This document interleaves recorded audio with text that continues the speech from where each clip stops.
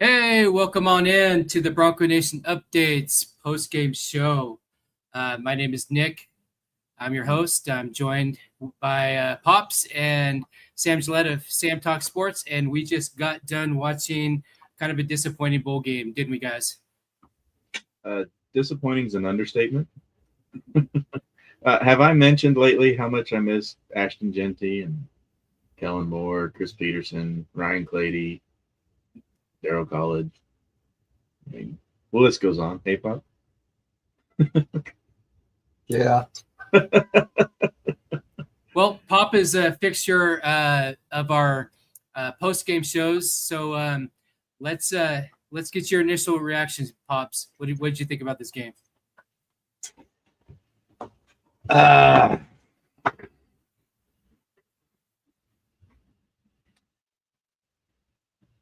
I was really happy with our kicker, Boomer.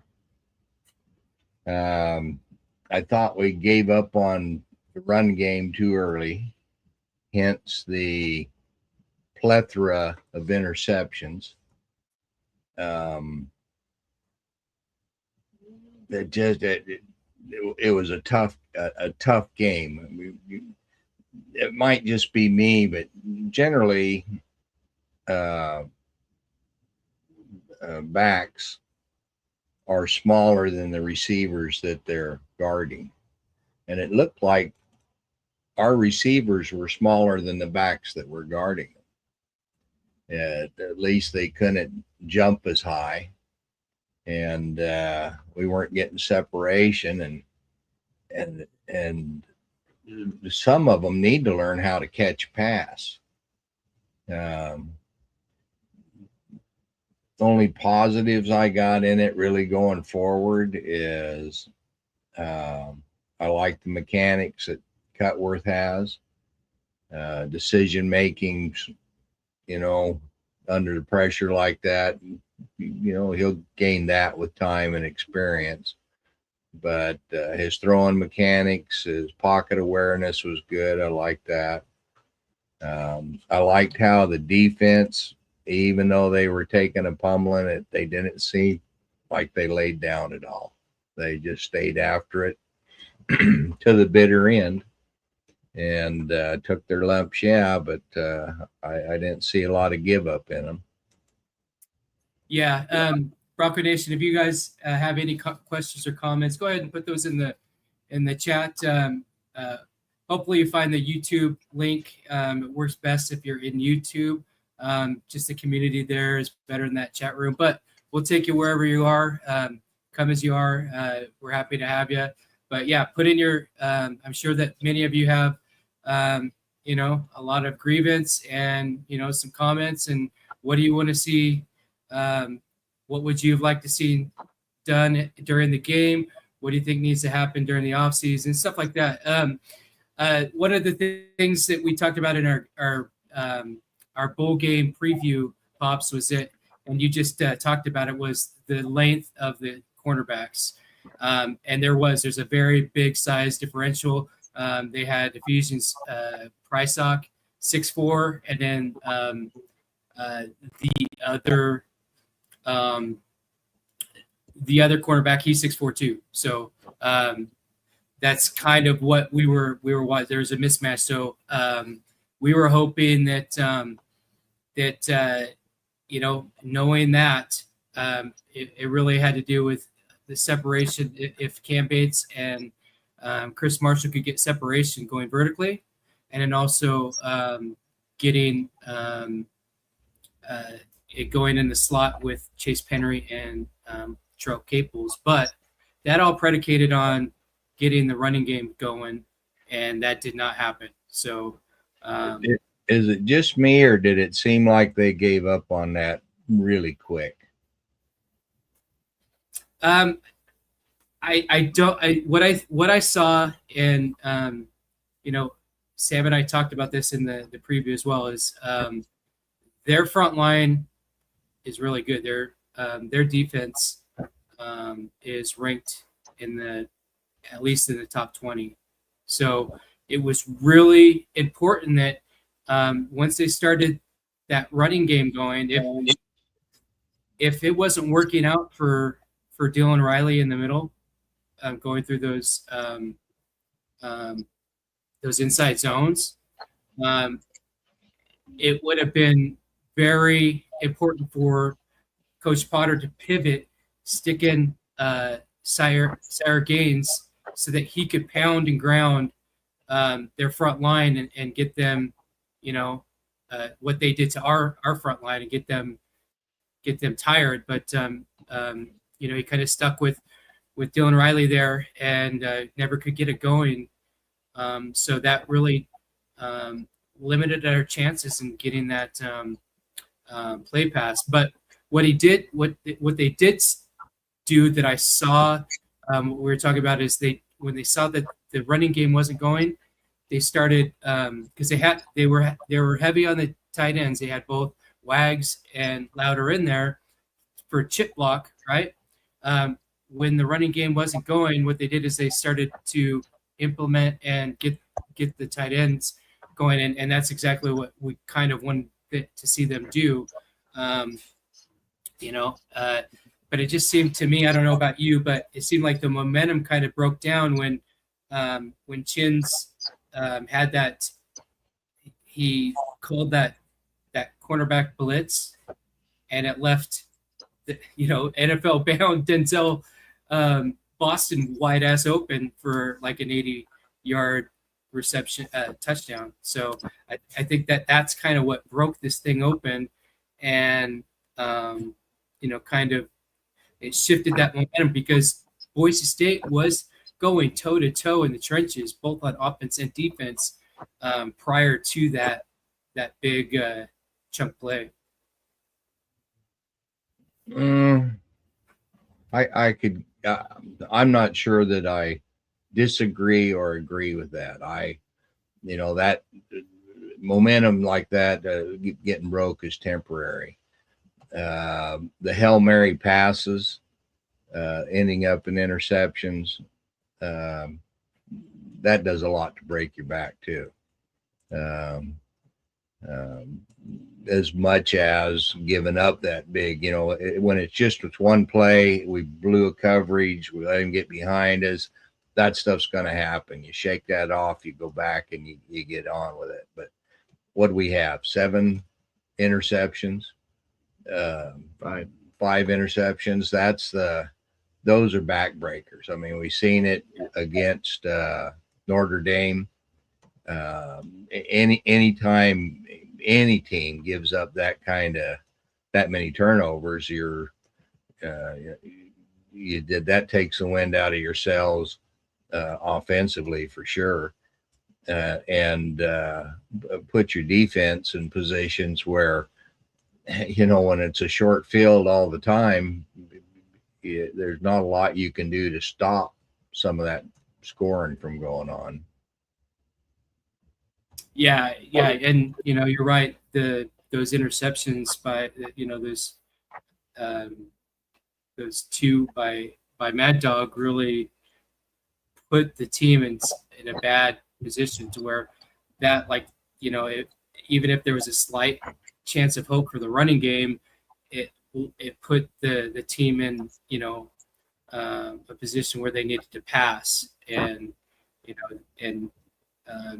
I think one of that last interception by Mad Dog, it looked like it resulted in frustration where he just kind of threw it up there, ill-advised for sure. Yeah, there were a couple of the interceptions that Cutworth threw, like there at the end, is the tight end fell down and the defensive players, oh look, piece of candy, it hit him in the chest like he was the receiver, and then there's some incompletions where receivers gave up on the routes, and if they had just taken one more step, the ball would have hit him in the chest, and some of those kinds of things. It's if you look at where the whole thing broke down, I generally say that defenses win ball games. I think the offense lost this one, not the defense. Yeah, and that's where we were at. You know, in previewing, my thought was if we're going to win this game, it's going to be a defensive. It's going to be won by the defense. It's going to be a defensive game. And I thought if they did that, if it went like that, and the offense was clean, you know, it was going to land under, the 55 or whatever that the experts said it was going to be. Speaking of that, because I did again. I think that that just that first breakdown in defense, which was, I don't put that in the players. The players are doing what the Coach Chins told them to do. We got this comment from Cody Riddle. He's asking the coaching staff needs several changes, starting with the wide receivers. Do you agree with that, Pops? Absolutely. We've got one who I'll remain nameless. I'd have put his butt on the bench. I think he hears footsteps, and I think he'll can a catch if he thinks he's going to take a hard hit if he catches it. Just my opinion. But our wide receiving core needs some work done for sure.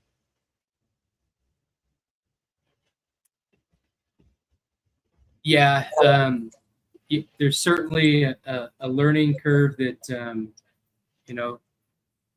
Chris Marshall. He has flashes of brilliance, but then sometimes he's his own worst enemy, and I think you kind of saw the full display during the bowl game. I think he gets kind of caught up in and John with the other team, and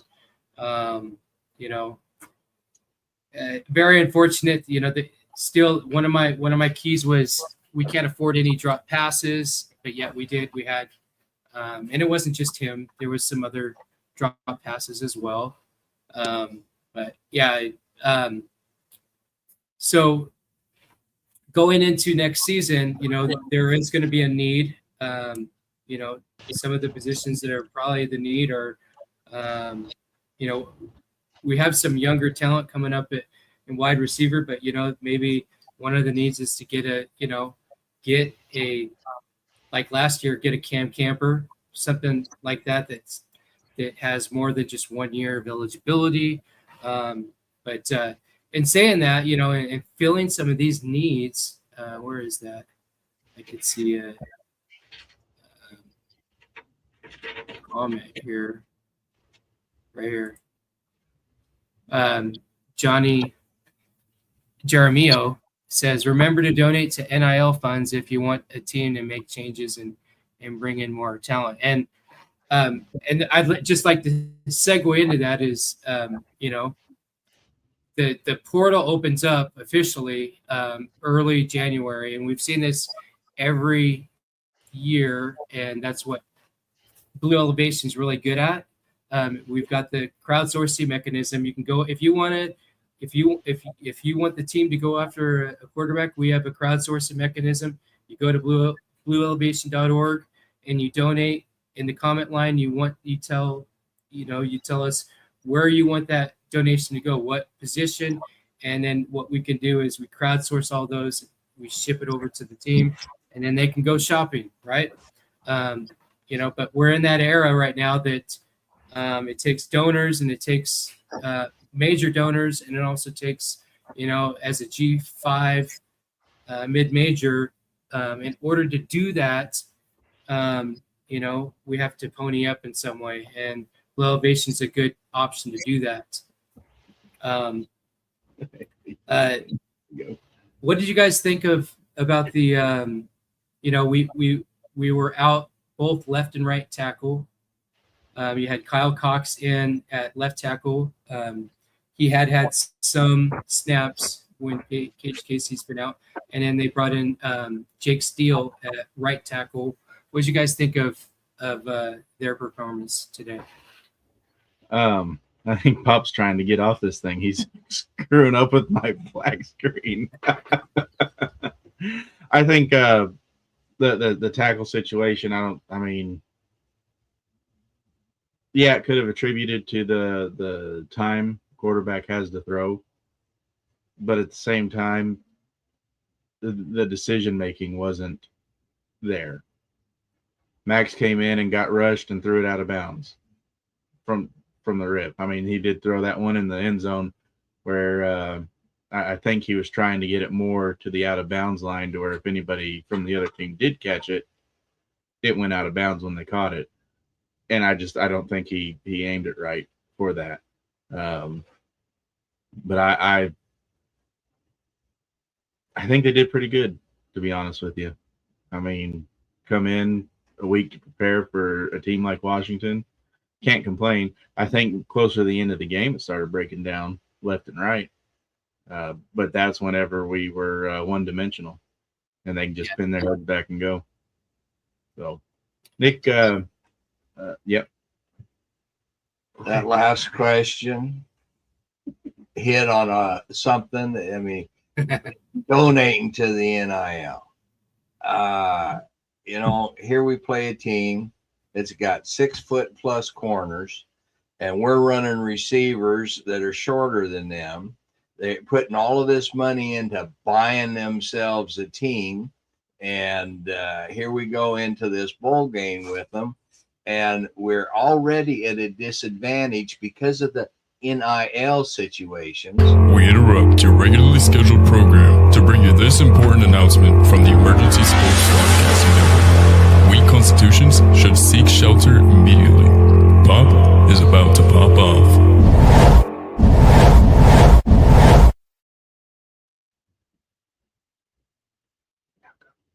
Here we got statements. Oh, we got to get rid of this coach. We got to do this and we got to do that. And what are we going to do in our coaching staff if we can't do any better than this?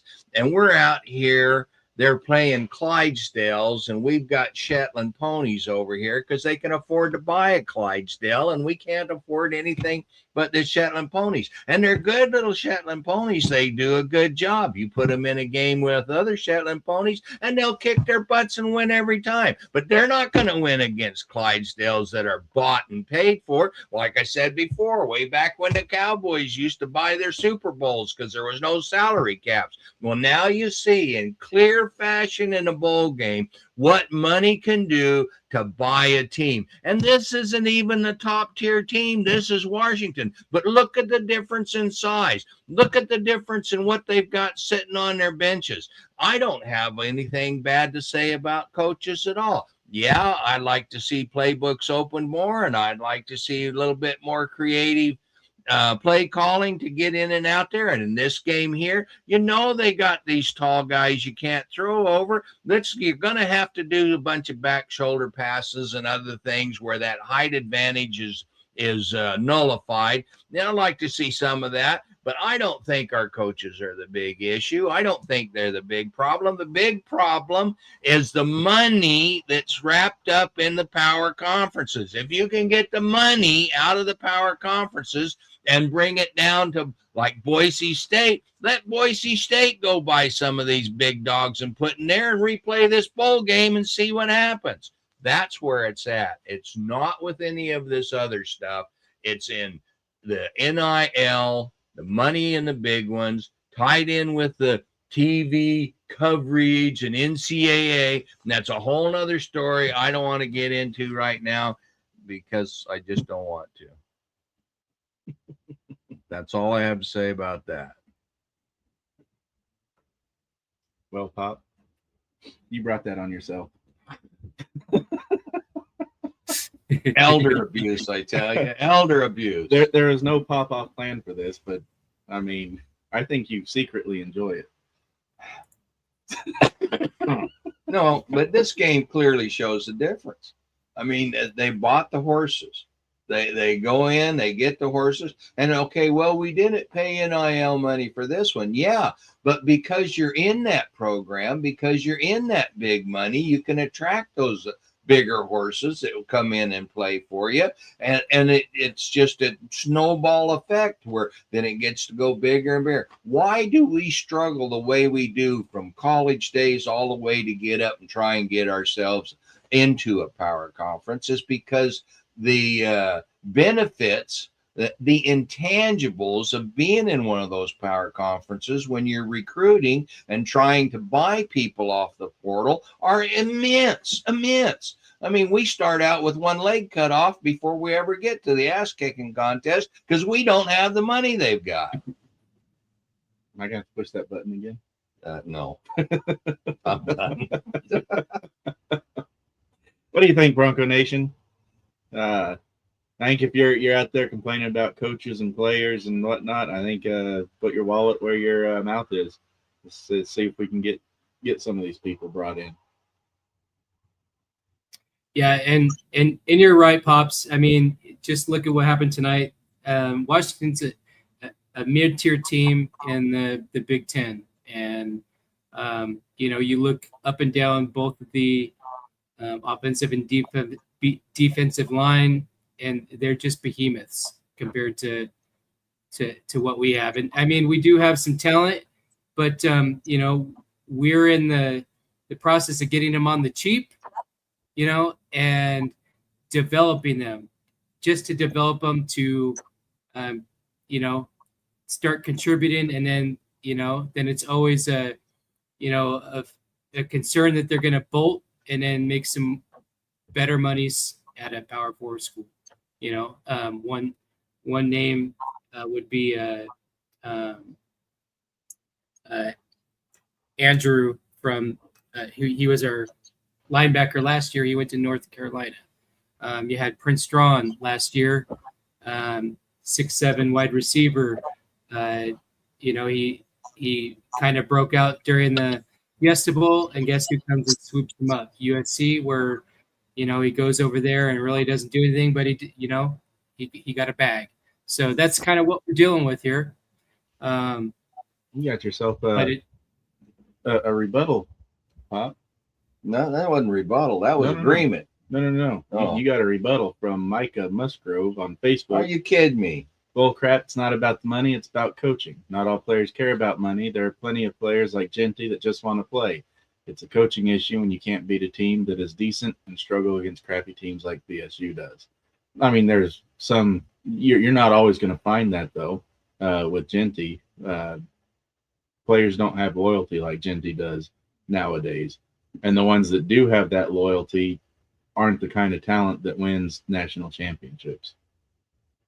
That's true. And you're talking about Genty, every once in a while, even an ugly guy gets to date a good looking chick. So every once in a while, you get one of those Genties that comes down the pike that's just a gem. And yeah, not all players care about the money, but the programs that are going to get to where they're in contention for national championships are all money oriented, because that's what brings in the big horses, the big talent that can win the game. It's a sad that that's the way it is. I wish what you were talking about was true, but it's not. College football now is a multi-billion-dollar industry, and the money is what's happening. You've got to step back and look at the big picture and see what the power conferences are doing, what the committees have been doing, and how they have been setting things up from their first committee ranking, first set of rankings, and how they do it through the year to position the teams that they want to be in the money at the very end, to play against the teams they want them to play, to make the most money off of the television rights on what they're getting. And when it boils down to that, there's not a coach, there's not a school, there's not a program in the world that's not going to kowtow down to that so that they can get their lion's share of that money. I wish they were all Genties. I wish they all just wanted to play, but that's La La Land thinking. It doesn't exist anymore. And Micah, it could be both things too, right? You can still play the NIL game, and you can still recruit the people that are high character like Genty. But what we're saying is, in order for Boise State to take the next step. They're going into the Pac-12, yeah. And if you continue to win, conference championships, if there's going to be a leap, you still need to have some capital behind this and pick up, the loaners, the ones that are 1 and 2 years, come in, help us win a playoff game. That's the way that it's going to have to work for a mid-major like us. But it can be both. You can both recruit the high character guys like we have, like we have Sire Gaines. I fully believe that he has the same kind of character and mentality as Ashton Genty, but we need people to surround him. But that's going to cost him money, and that you need bigger talent, better talent, and unfortunately, the way that college football is right now is it's a year-to-year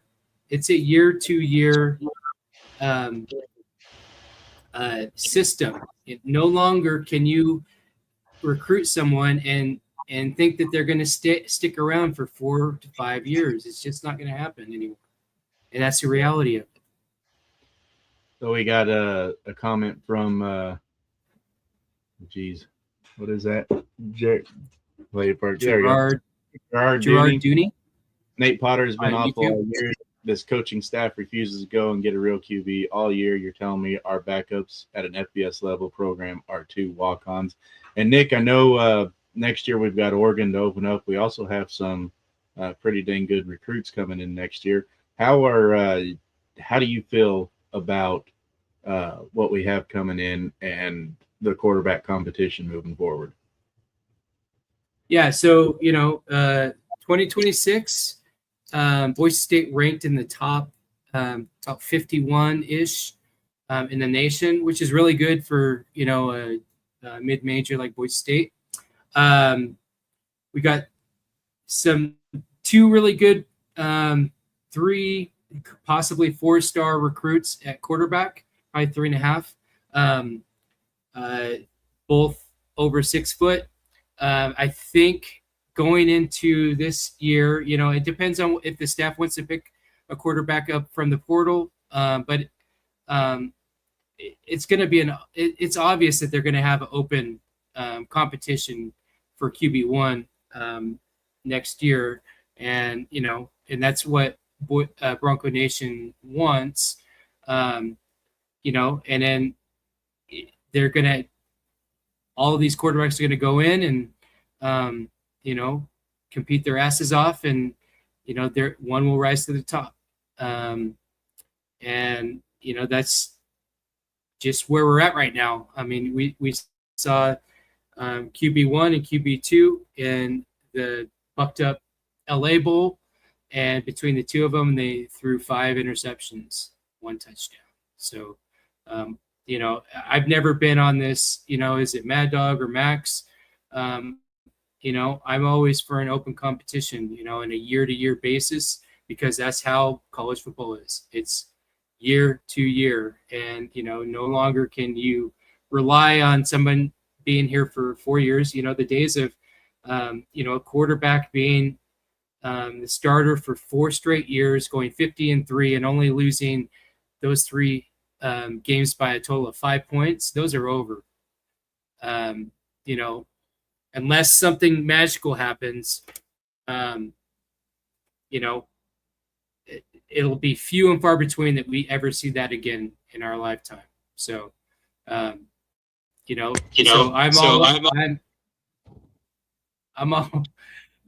all in on an open competition on all the positions, and then the best man is going to be your starter. Yep. Gerard, he says, yes, this incoming season is promising, but do you really think current staff is capable of developing them? Nate Potter is a good place to start when talking about changes. And to that, I say it's his first year. And given the quarterbacks that he has, he's very limited in what he can do. I'm assuming. I would say you get in there and you get the quarterback competition, and you have that quarterback moving forward that you're going to start and go to battle with from day one. If that happens, and Nate Potter able to put a game plan around the quarterback, a quarterback room, not just a quarterback. So see what happens when he just puts a game plan around a quarterback. You get San Diego State all over again. But you build a quarterback around a quarterback, or a game plan around a quarterback room, and you can see what he does. I wouldn't throw him under the bus just yet. Yeah, he's had some horrible play calling this year. There's no getting around that.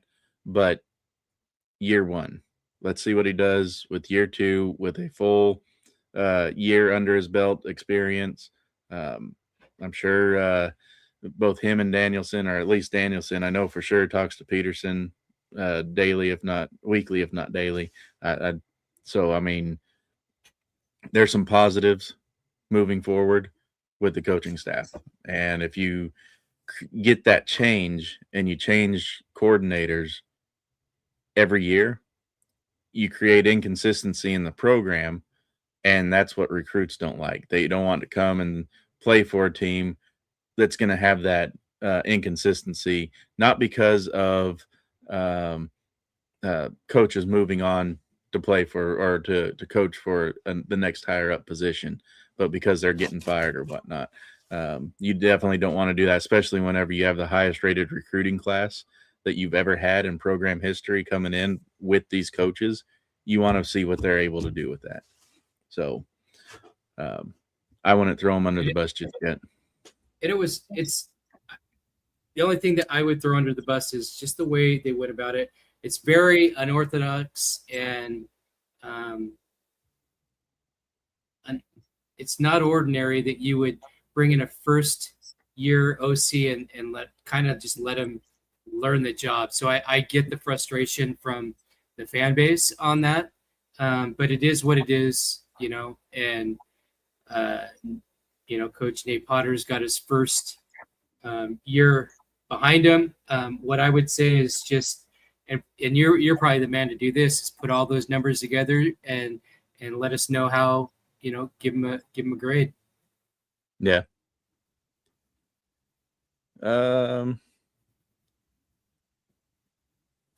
Jacob Luce says Maddox cannot beat a team if the talent is close or equal to Boise State roster.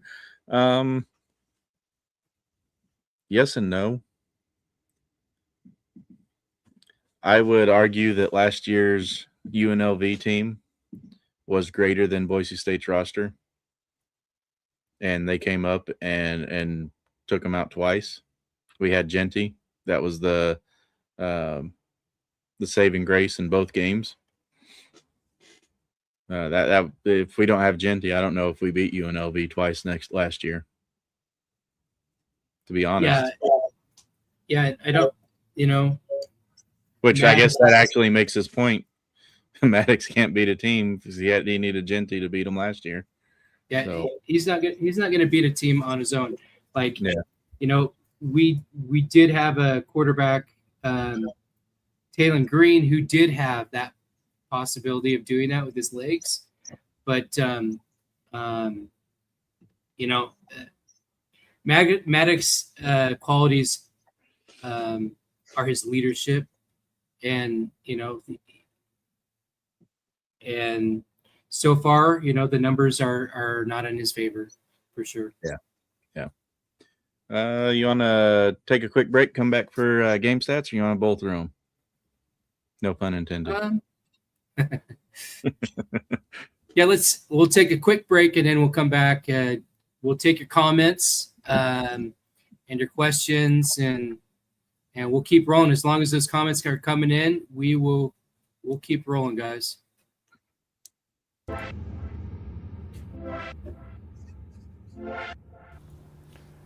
We are cruising right along in 2025. Are you looking for a healthy change? Just breathe and let the Organized Experience help you embrace change. The Organized Experience team masters in the art of helping people find freedom through decluttering, organizing, and creating organizing systems. So let Stacy's team help you in 2025. Visit their website at theorganizedexperience.com. dothethings.com. I'm still getting you a shirt that says that. doallthethings.com. Like and comment and share wherever you're at. Just do things. Yep. If you're not watching on YouTube and you want to help Boise State out for free without having to open that pocketbook, go over to YouTube, subscribe. Even if you tune in every time we go live for like 5 minutes, great, do that. It helps monetize the channel, and we revenue share everything we get with the university. And the only thing we cover is overhead. So we get monetized on YouTube. Everything else goes to the university. So did I say that right, Nick? Yeah. And also plus you will get a notification about half hour before we go live. And so it'll be hard to miss. And even if you come in for 5 minutes and you get bored of us, then you've watched for 5 minutes for Boise State. Yep. And it's free. Doesn't cost you a dang dime. And you don't have to open up that pocketbook, and you still get to feel like you contributed to Boise State's NIL fund. So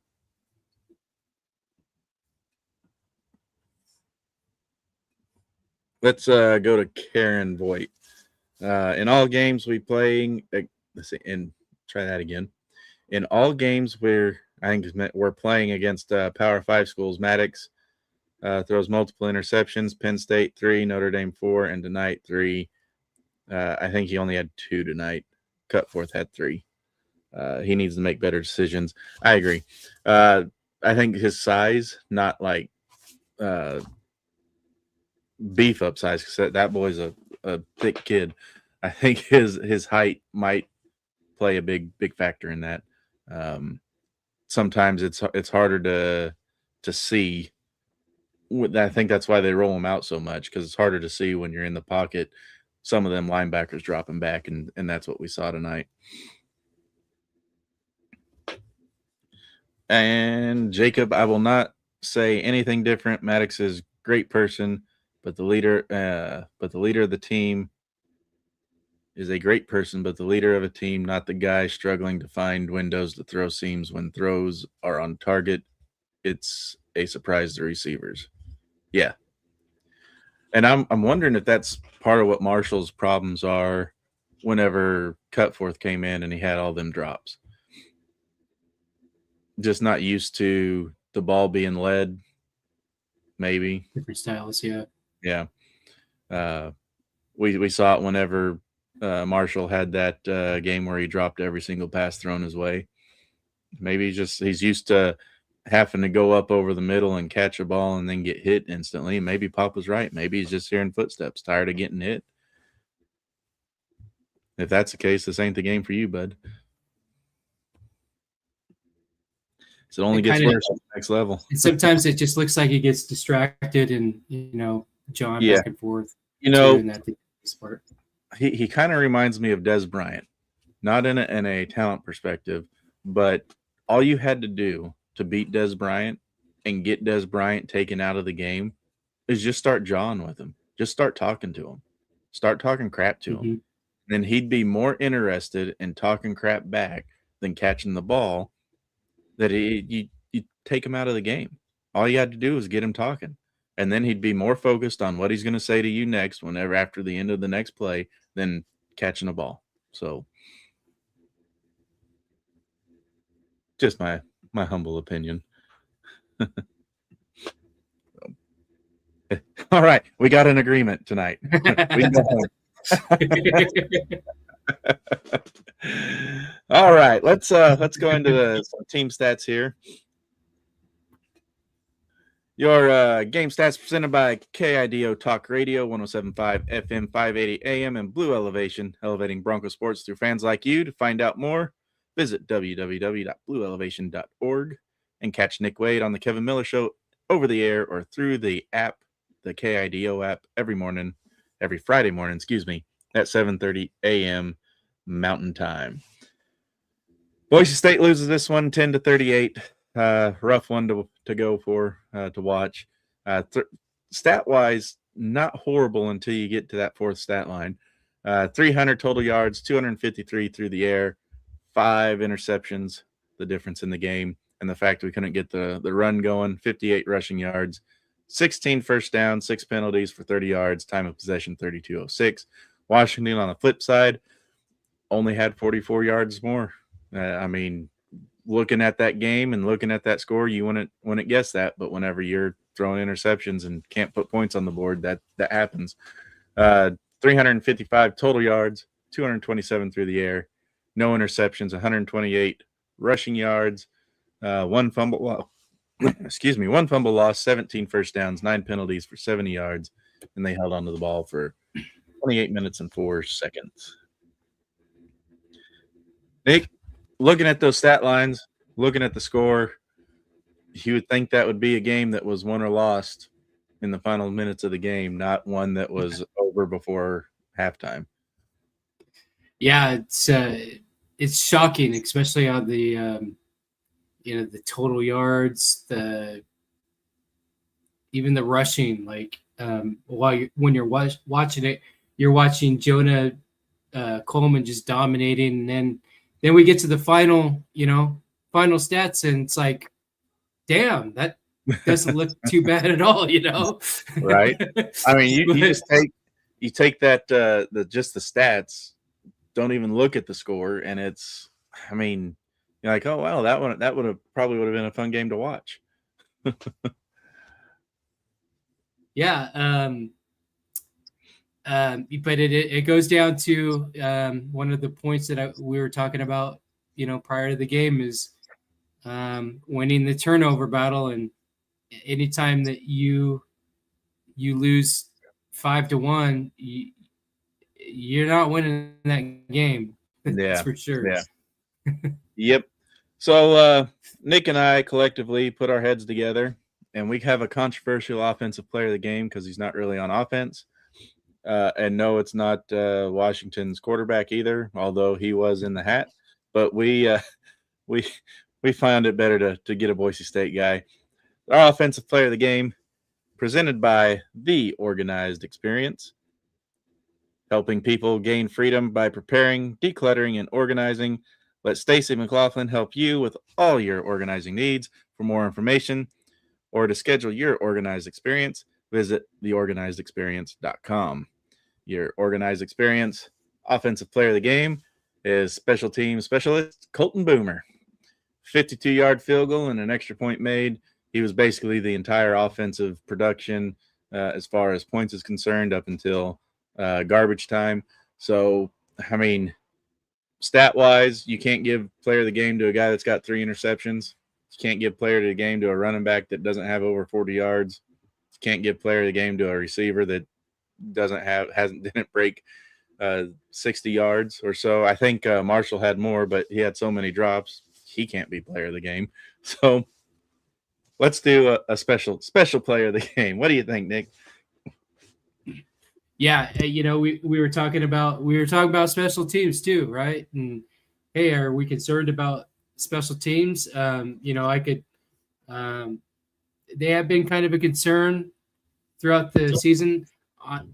In my opinion, they turned out not to be one, but kicking a 52-yard field goal in the LA Bowl, that really put things in on a good direction. But and that was it for almost all the game until garbage time when Matt Lauder broke through and brought it to 10. So yeah, I thought that it was appropriate to give Colton the player of the game. And we see y'all's comments coming in. Keep them coming. We'll get to them here as soon as we get through our defensive player of the game. Brought to you by Christine Asins, Local Real Estate. That's LOKEL Real Estate, giving home buyers and sellers professional, responsive, and attentive real estate services. Visit localrealestate.com. That's local, LOKEL realestate.com for more information. Christine has all your real estate needs covered, just like your defensive player of the game. Well-deserved. Marco Notriani, 9 tackles, 5 solo, a sack, and 2 tackles for loss. He played like a demon in the first half. He was absolutely everywhere, all over the field, giving Washington all kinds of fits. He played like a man who had something to prove tonight. Yeah, I made the comment in our game thread tonight that Marco's playing out of his mind. He's almost playing like this is the last game of his career, and oh yeah, it is, and of his college career. But yeah, he was being a freak in there. He did have those. There was a couple of times when and we already know this, that if he doesn't have the right angle and it's not in his radius, that he struggles with that. But what was in front of him, he took care of, and he got the defense rolling in a good way. Unfortunately, it just seems like since that, when Chins drew up that double corner blitz, it kind of changed the dynamic of the game. But overall, I mean, you look at the statistics that we just looked at, defense was pretty solid. Even with that, the offense turning it over 5 times. Yeah, I can't remember who was playing the edge on that double corner blitz. But yeah, Ty Benefield, he followed the crossing route over, and I don't know, I don't remember who it was on the edge. He stayed where he was at, and I don't know what coverage they were in. If they were in a zone man, then Benefield should have stuck with the middle of the field. If they were in they were in some kind of zone coverage, but Benefield took the crossing route and ran it all the way to the sideline, and no one took the post. So yeah, saying that that play was a real turning point. Yeah, it was someone messed up. Someone didn't follow the post route because it could have been covered. I just don't know which one whose fault it was. Well, what it is you had Irby and Shrud Smith on both sides going in, leaving Boston open. And but anyway, Buck's job was to cover where he was, because Mickey was over on the other side. Zion was basically kind of playing where Buck normally would be. So Buck's assignment was to take anything that was coming into the post, into the slot. Tight end came over, so Buck took that. That's his job. Without that, all the way over. Yeah, I think he should have passed him off and then got whoever was on the other side. I think he said Zion. If he was on the other side, should have followed the post and let Buck keep with the tight end crossing. But what I think is Zion was way too far back, and Buck didn't see him. That's probably what happened there, and then that allowed, or Zion should have covered,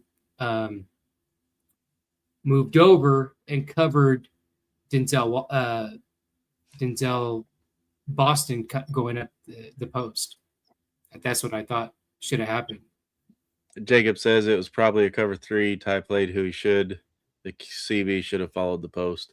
And regardless, it was a broken coverage. 2 guys covered the same guy in the same part of the field. And I actually tend to agree that it was the cornerback that should have, because the way he reacted once the ball was in the air was the way someone reacted if he wasn't. Oh, shit. Yeah. if he was in the wrong spot. So let's get some of these. Yep, go ahead, Nick. I was going to say that's one of those typical plays where Buck is compensating. He's doing the right thing, but then when they get burned, it makes it look like he was the one who was responsible for it. Yeah. Let's get some of these other comments that are coming in. Gerard Dooney, I'm afraid Boise State is falling behind even to our peers in terms of coaching experience. Shouldn't shouldn't be developing coaches, should be landing spot. Coaches make the culture, and it's not great right now. I would disagree with that. The all through bowl week players were interviewed. You don't get the highest ranked recruiting class that you've ever had in school history if your coaches are building a culture that's not great. I'm excited for what the future holds. It's going to be fun, I hope. But I disagree with this statement as far as the coaching part is concerned. I do think that we do have a young staff. I think it's we have one of the youngest head coaches in the country right now, and he's going to grow into it. He's going to learn it, and he'll be a hot commodity later down the road. Maybe we'll keep him around like we keep Rice around. And in case you haven't noticed, basketball's off to a pretty good start. But that's not this show. We'll get into that one later. Yeah, I think the culture's good. It's attracting a higher talent that has a good character. I think where my problem is I have confidence in the culture. I have confidence that they'll win lots of conference games.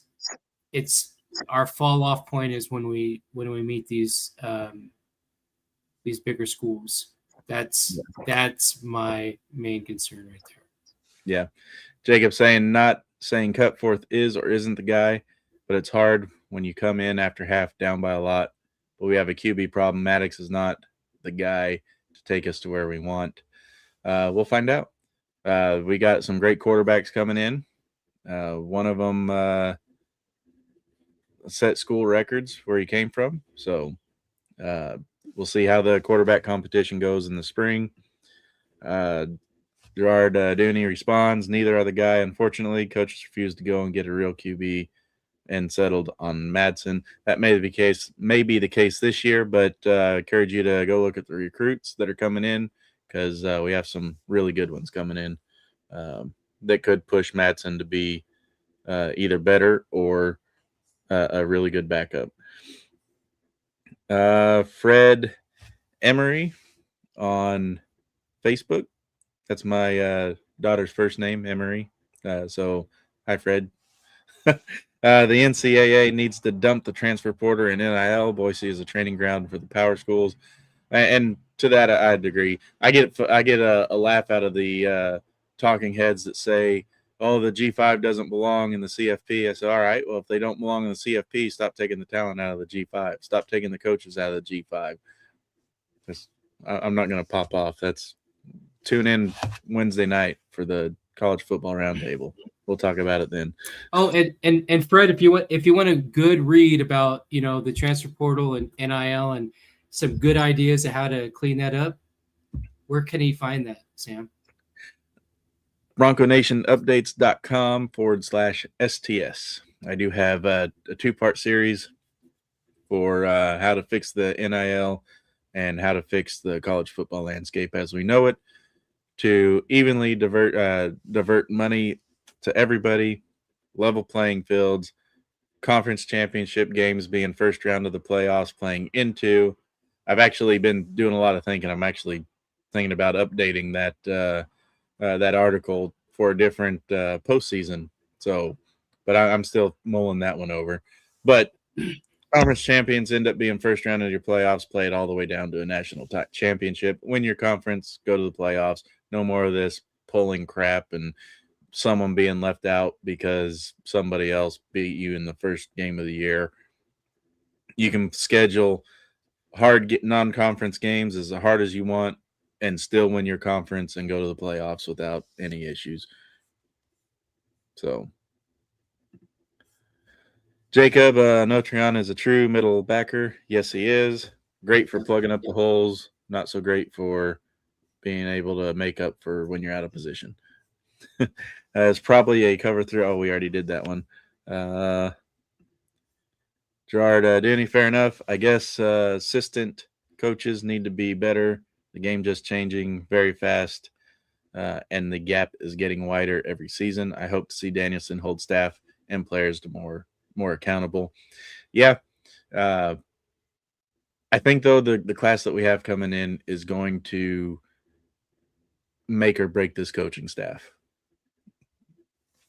If they can't win with what's coming in, then you might see changes by the end of next year. What do you think, Nick? Yeah, and I actually do kind of agree with Gerard here. I do think that assistant coaches need to kind of, I've been to practices, and I've actually been in practices as a player, and I think one thing that outside of getting the talent, because there is a widening gap. Although we do, like you said, you continue to say we have our best recruitment class, but it's still kind of, we're still there with just a plethora of 3 stars, where I think times have changed, and kind of the practice model and getting hard on players and demanding, an excellence in tackling and putting in, a full effort and giving it 100% in your practices, getting that conditioning up. I'm a long distance runner, and if I'm not putting in the conditioning, then when it comes to race day, I'm going to be sucking wind. And, and that's kind of that's my concern about, I'm not concerned about the conference championships. It's when we do play these big games, we're not going to match them in size, speed, and strength. But what we can overcome with them is just getting down and dirty in practices and getting that conditioning up. That is how we've always beat them. That's how we've been the David and the Goliath. Is we've cut our teeth on those decks in the summer, and we've put in full practices, contact, and all that.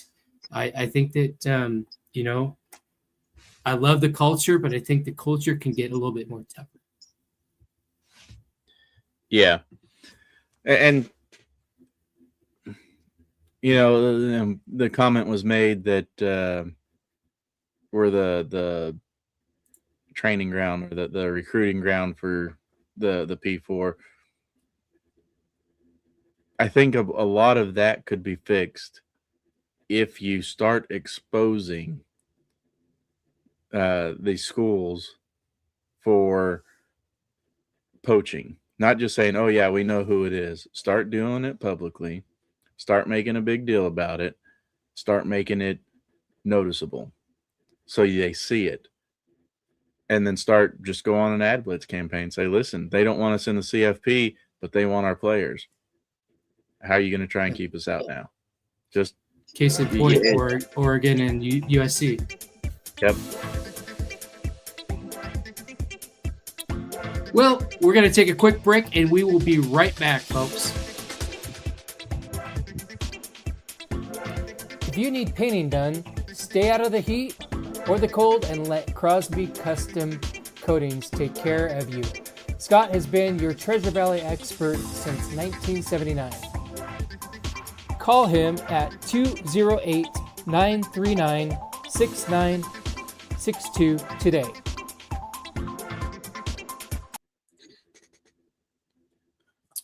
All right, we're back. Yeah, Nick, you got a kind of crazy story about Scott and the Serving Bronco Nation directory, don't you? Yeah, no, Scott's been very awesome. He saw the value of the Serving Bronco Nation directory, and great guy, great work, and he's been in since day one. He's he's very proud of his elite membership there, and what he does with how he invests the money. The money goes into the Beyond Blue scholarship fund that we have at Blue Elevation. That's a Hall of Fame linebacker Carl Keever's endowment, and that's for that goes to walk-ons for all sorts of sports at Boise State to help them through the Academic Achievement Fund. But Scott has been very, very loyal to the Serving Bronco Nation directory. He put it. He's invested in it 3 straight years, and he told me like the first project that he got, from the directory, basically paid for all 3 of those years of his membership. So it's really worked out great for Scott, and that's the reach that we have with the Bronco Nation updates and all of our platforms. Is it's a minimal investment. It goes to the school, and you can direct it where it goes. Some like it to go to the football. Some people, some companies like it to go to softball. Some people like it to go into the general purse, and then we can crowdsource and put that to however Boise State needs to use it. But yeah, that's one of our success stories, Scott. It's like, that's awesome, man. I'm glad that's working out, and that's what we love to do. We love to build these relationships with people, network, and we like to do the work.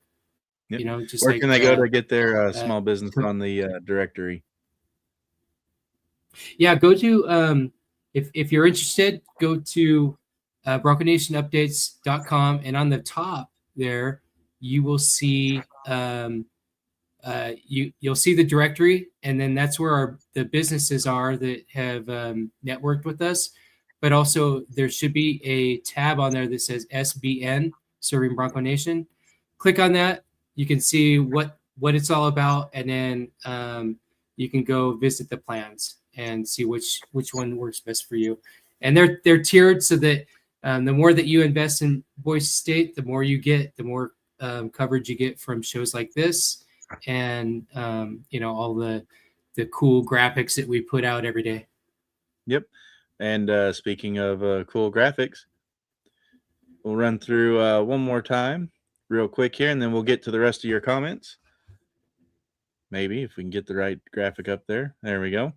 Your game stats presented by KIDO Talk Radio, 107.5 FM, 580 AM, and Blue Elevation, elevating Bronco sports through fans like you. To find out more, visit blueelevation.org and catch Nick Wade on the Kevin Miller Show over the air through the KIDO app every Friday morning at 7:30 a.m.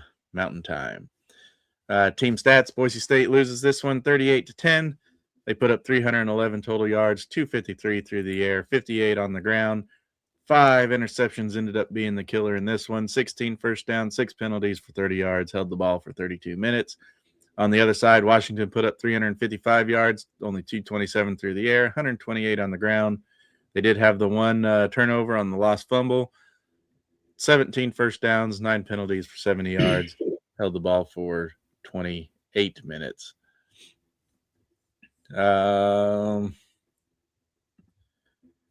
You're the organized experience offensive player of the game, helping people gain freedom by preparing, decluttering, and organizing. Let Stacy McLaughlin help you with all your organizing needs.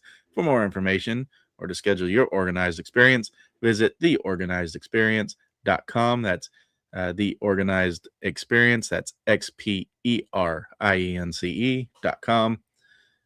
For more information.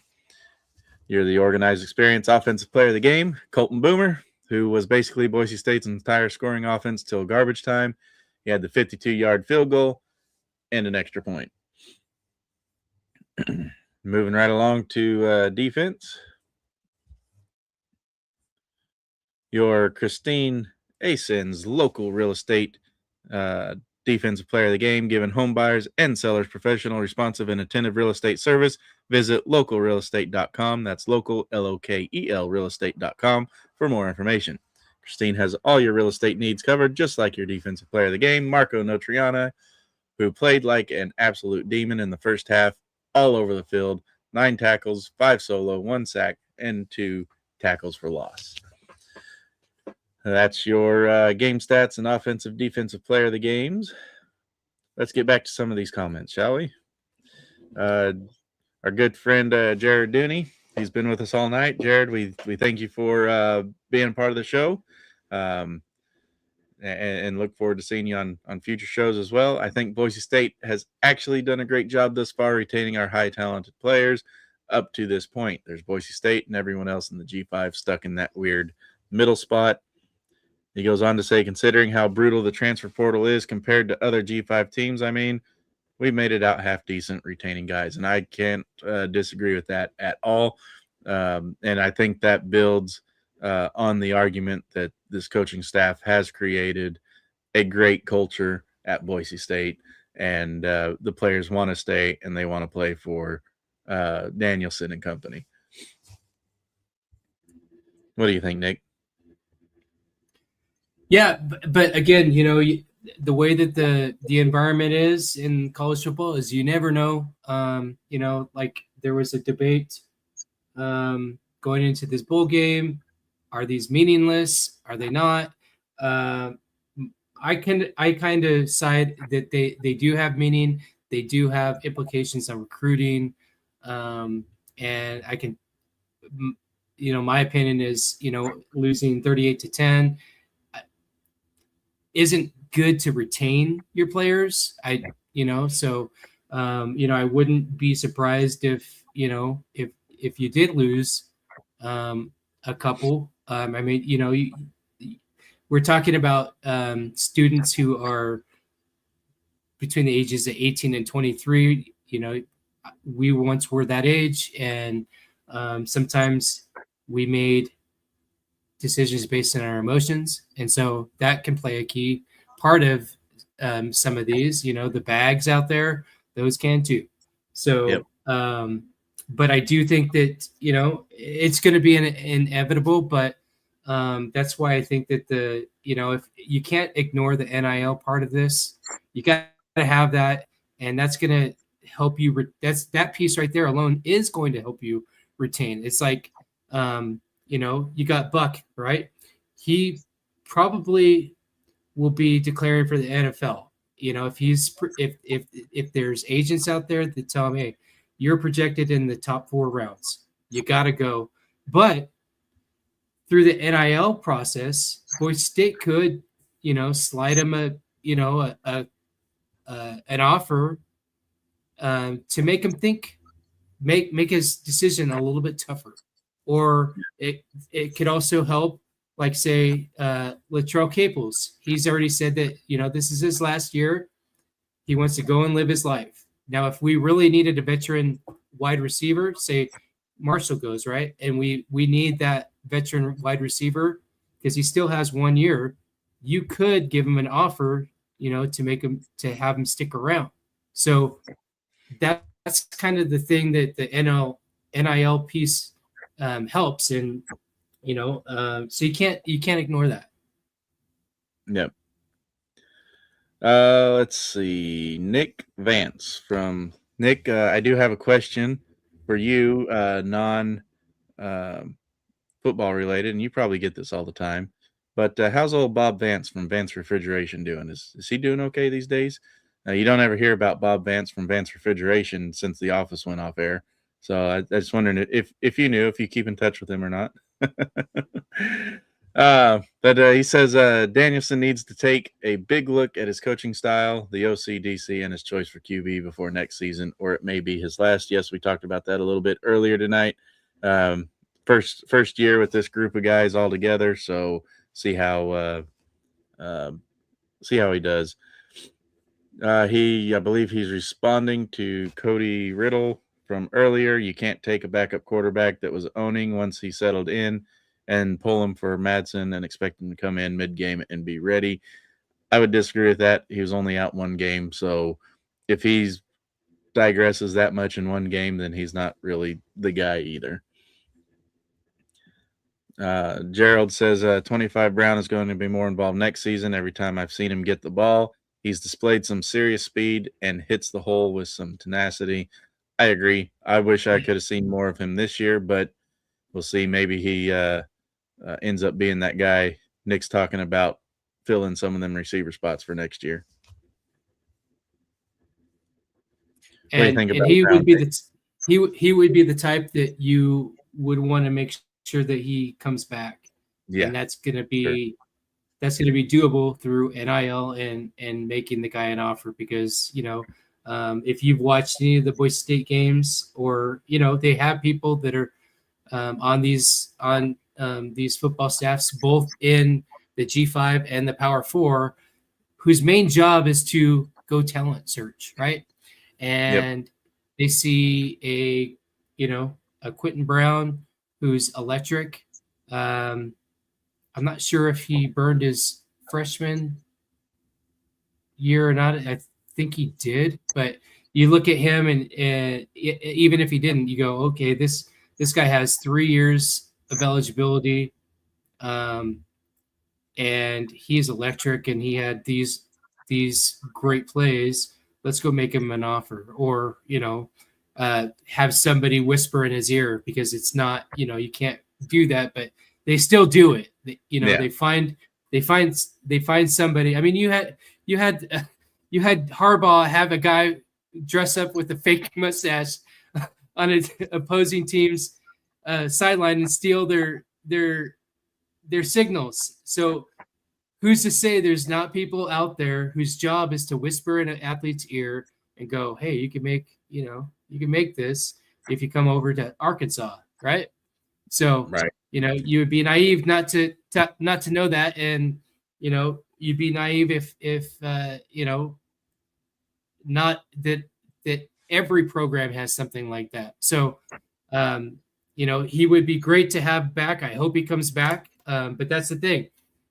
In this environment, you don't know.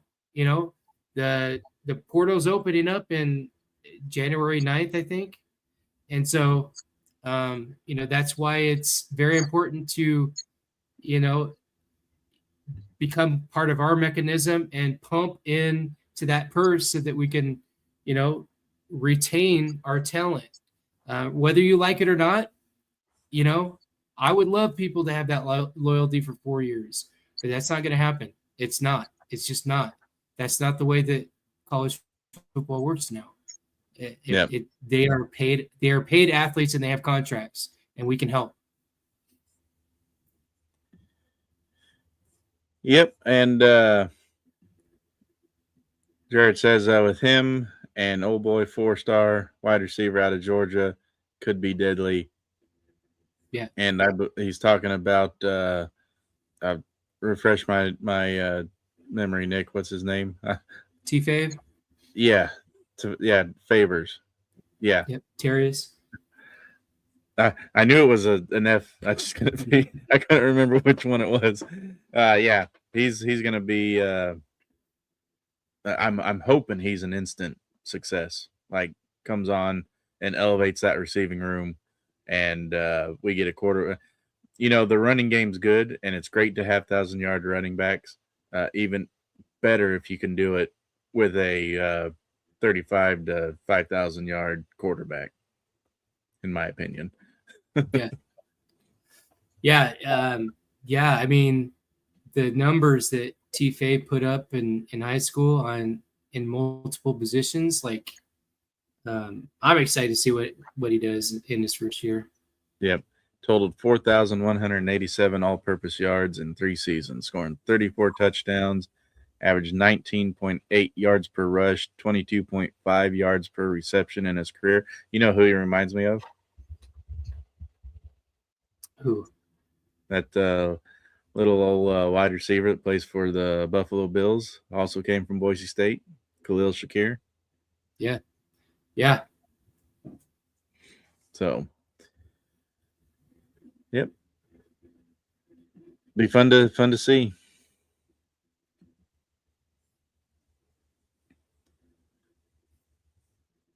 All right. Well, Nick, we got gonna do a quick update on some shows we got coming up. On Tuesday, if you're interested in esports and the esports program, we are doing an esports feature Tuesday night at 6 o'clock Mountain Time. If you or 7 o'clock, 6 o'clock. I don't know. I got so many times running through my head right now. Let's see. It is at 6 o'clock Mountain Time. I was right. I shouldn't second guess myself. 6 o'clock Mountain Time, we do an esports show with. We're gonna have 6-time national champion and now 15-time Mountain West Conference champion Doc Haskell with us, and we're going to talk about all of the esports stuff coming on, and it's going to be a good show. So if you're interested in that, or if you have kids that are interested in that, go ahead and throw them on, and the question will be asked, I'm sure, if not once, then twice or 3 times, maybe, depending on how much it comes up in the comments. But we're going to show you or tell you guys how you can get recruited through esports. Maybe don't tell your kids they can't make a career out of playing games just yet, because they might be able to. Yeah, esports is a multi-billion-dollar industry, and it's only going to get more popular. And I'm glad that Boise State is leading that industry in the college field.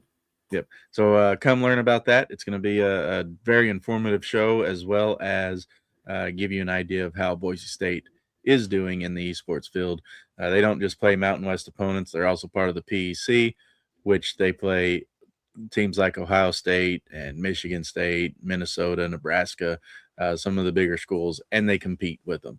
And they whoop their ass too. Yes. Yeah. And then on Wednesday, Nick and I will be on the College Football Roundtable right here on the Bronco Nation Updates YouTube channel. So again, go subscribe to YouTube. All those shows, even if you view those shows during shows that aren't Boise State related, it still goes to Boise State. So hop in, join those, subscribe to the YouTube channel, use that little bell button feature so it reminds you when we go live, and catch all these shows. Tune in for 10, 15 minutes or so. Help us get monetized. Absolutely free, and you help the university. And then on Thursday, we have a big basketball show coming up. We are going to be reviewing the St. Mary's game this Sunday, and we're going to be previewing the opening game against Nevada in the Mountain West Conference. And we have special guest Ryan Watkins. Some of you may know him. He's a Boise State great big man. He's actually playing overseas at professional ball, and he's agreed to come on the show and talk with us about Boise State basketball and preview conference play. So a lot of good stuff coming up. Just because football season's over doesn't mean we quit. We just switch gears. And we'll have the your back-to-back Mountain West champions in gymnastics. We'll have that preview show coming out soon. We'll be interviewing basketball, women's and men's basketball players from time to time as we go through basketball season, and then also when the gymnastics gets going, we'll have shows on that too, and interview gymnasts. And then January 7th, I've decided on my basketball show is going to be bourbon, beer, and basketball. So we're going to be talking about our local brews and favorite bourbons and basketball all in once. We've got a Team USA certified coach is going to be a regular member on the round it's not a round table anymore because it's basketball. I don't know. I might still keep the round table theme, but the Triple B, we got a Jonathan Yates. He's actually the head coach or assistant coach, I should say, for Plano West here in Texas, and he is a Team USA certified coach as well, and he's going to be a regular member on the Triple B. That's bourbon, beer, and basketball. So it's gonna be a good show. kind of switch gears from football, so be on the lookout for that. It's going to start up January 7th. We're going to take a break, Nick. We deserve a break, right? Yeah. Take a break. Take a break through the holiday season. Yeah, that last stretch where soccer, volleyball, basketball, and football are going, man, that is nuts, man. Yeah, but and that's the first time I've been part of that too. So it was fun, fun going through that with you. Yeah, nuts. It's always nuts, and then after football gets done, you're like, whew, all right, come on, basketball, let's go. Yep. So, but yeah, don't forget Thursday. We've got Ryan Watkins on the show with us. That's not going to be one you want to miss. He's part of that team with Jeffrey Loriaga and some of the other Australians whose names are, I had them all set up, ready to go too, whenever I started that sentence, and they flew away with that big old wind that just came through. But it's going to be a good show. He was on a Mountain West Championship team, I believe. Great rebounder. So he's going to bring in some great insight to the Boise State basketball program and into Mountain West play. So be on the lookout for that one. Nick, you have any final thoughts before we wrap this one up? Looks like our commenting is kind of slowed to a stop. No, just bookmark BroncoNationUpdates.com. We'll still write articles about the football team and all the sports. And just to reiterate, become a subscriber to YouTube with Bronco Nation Updates. If you're a Broncos fan, you're a VIP to us, and there's never any paywalls. There's never any subscriber only shows. Like I said, like Sam's been saying, and I say, we're growing these channels so that we can monetize them for the university, and that'll play into NIL. That's not only are we're not just preaching about it, we're living this thing out, and we're putting in the time and the effort to do it, and we're happy to do it because we want to do anything that we can, do whatever it takes to elevate Boise State into one of those power conferences and to dominate college sports. That's really our passion. So just do all the things. Go to BroncoNationUpdates.com. All the links are there. Go in there and follow all of them. Hit the notification bell in YouTube so you don't ever miss a live show or one of our shows that we produce. We do a lot. We get a lot of talent on our shows, Hall of Famers, active greats, you name it. And we do it all. We love all the sports and we love all the student athletes. So I think you'll really like if you bookmark BroncoNationUpdates.com. I think you will really like it. And and we're always trying to expand it, get more talent on there to produce more articles, and again, never a paywall ever. So, and if you don't have a YouTube and you want to help the NIL campaign, but you don't have a YouTube and you don't know how to get a YouTube, go talk to your kids or grandkids. I promise you they can hook you up real quick, absolutely free. It costs absolutely nothing to get a YouTube account, even if you only use it to watch the show. That's all we ask. It costs nothing to get a YouTube account. It costs nothing to subscribe to a YouTube channel. And that's what my dad did. And if you want, you can contact us. So email contact@blueelevation.org and go, hey, help me get a YouTube account, and I'd be happy to help you, man. I did it with my dad. My dad only uses YouTube to watch the show. That's it. Or he uses that's all we ask. To the show. Yep. Yeah. And that's all we ask. We just subscribe. Absolutely free. And the more you watch, the more costs nothing. And Yeah. you a book for it. And the cool thing too is I learn a lot from what we're doing here, like on the round table, even though it's not Boise State centered, and in the round ball BBB that we're doing. I'm learning. I learned a bunch from Yates last year about the bubble teams and all that. So it's a great way to learn about new sports and new things and scenarios, and how teams get to the playoffs, and how teams get onto bubbles, and then from the bubble into the brackets. And it's really educational. It's I love, I don't know everything, but I just make myself available, come on these shows, and sometimes I'm learning just along with the viewers, so Yep. It's awesome. All right. Well, Nick, I'm out of words. And we're out of comments. Well, okay.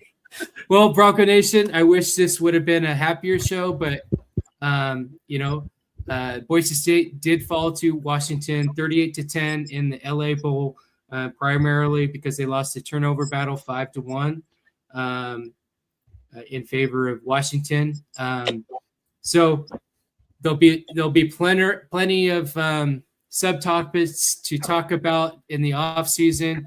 I'm always available to talk about it, let you know what I know on Bronco Nation updates in the group and everything else. But thank you for watching tonight. And again, it takes fans like us to step our game up and become and bring our fandom up to that championship caliber level, just like our student athletes are trying to achieve on the field and the court and anywhere that they perform. We can do the same, and that's what this whole platform's about. And happy if you jump on board and become part of our fam. But just thanks for watching. Do all the things, like, share, comment, and we'll get back to that and take all those in. And then the next time we come back on, which will be Tuesday, we look forward to seeing you. But until then, always bleed blue. Go Broncos. Go Broncos. Hey, if you're looking for more followers, clients, or customers, check out ServingBroncoNation.com and get your business added to the directory. When you purchase a tax-deductible plan, you are investing in Boise State and getting access to millions of views throughout the year on the directory and the Bronco Nation network.